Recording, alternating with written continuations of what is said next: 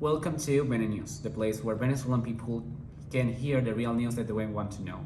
My name is Anthony Zambrano, and I will inform you about the tropical wave that have been affect the national territory of the country.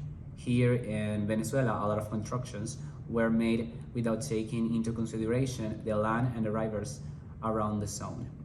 In addition to the bad maintenance of aqueducts, these heavy rains had affect those locations and create chaos for local people. As we know, in the last few days, Venezuela has been affected by these powerful rains, and the consequences of this tropical wave goes from floods, heavy traffic, and unfortunately, last late victims. We had two hard cases of these last ones, which are Tejerias and El Castaño. Today in this section, two of our best journalists will speak about it. Thanks, Anthony. My name is Rincon, and I'm going to be talking about the first case.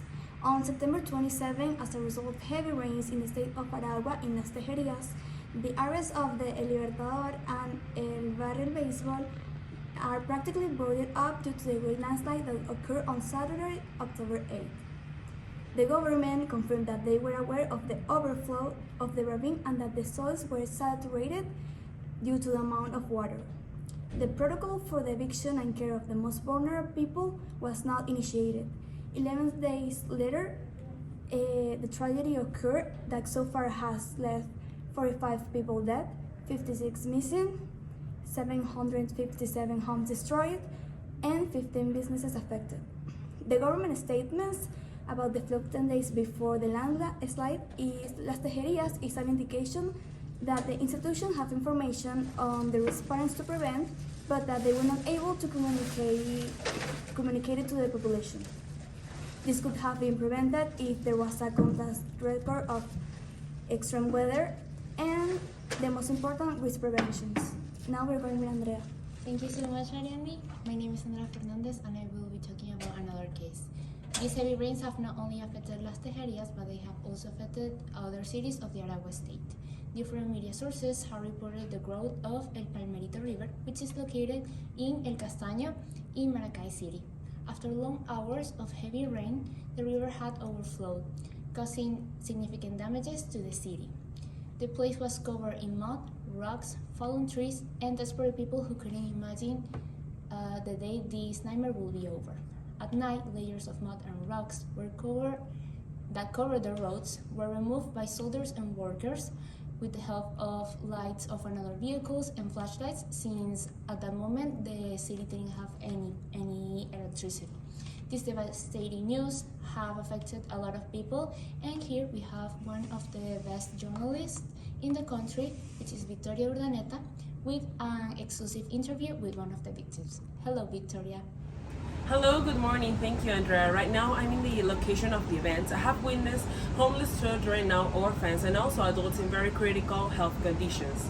And I have witnessed several of the landslides that have occurred in the past 3 days. It is impressive that due to the heavy rains that the country is experiencing right now, people have left homeless and without hope. They have lost their loved ones, close friends, and people that were part of their lives. It is disheartening to see the current situation of the 23 de enero and other parts of Venezuela. One of the most affected people by the heavy rains decided to share its personal experience about what happened in the surrounding area. Thank you, Quiaro. Can you tell us what happened yesterday and which is your current situation right now? Thank you so much for having me. Well, the situation is very tough. Last week we were contacted by the authorities, and we were told that our house was in great risk of collapsing because the bases were affected by the water and the heavy rains. Thank God we were able to take all of our belongings out of the house, and we were relocated. As of yesterday, our house collapsed and we lost everything we had. The situation is very tough because it is the work of our lives, and now my children, my wife, and I are staying in a shelter. We are not the only ones affected. Most of our neighbors have also been affected. Their house have either collapsed or been flooded. Thank God the authorities also have helped us, and we were able to find a shelter, find new clothes and food. But we also urge the government to help us because the situation is very, very tough. Some people have lost it all. As of last week, I also lost my car in a flood, and it is very, very lamentable. That is so sad to hear that. And well, you just hear one of the victims of this natural disaster. So please, back to the central station. Thank you, Andrea. Thank you for that amazing but unfortunate interview. It is indeed horrible news for the country, and I hope that the government will take action on the situation because it may keep happening. Yes, this is devastating, but it will probably keep happening because of the bad infrastructure. We want to help to that victims, and here in Bene News we want to contribute to this terrible situation, and we are open a space to receive donations.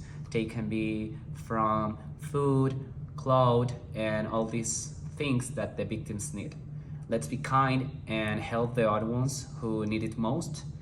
Really, thank you so much for the support and also for watching this. See you next week. Thank you. See you Thank next you so week. much, Nugen.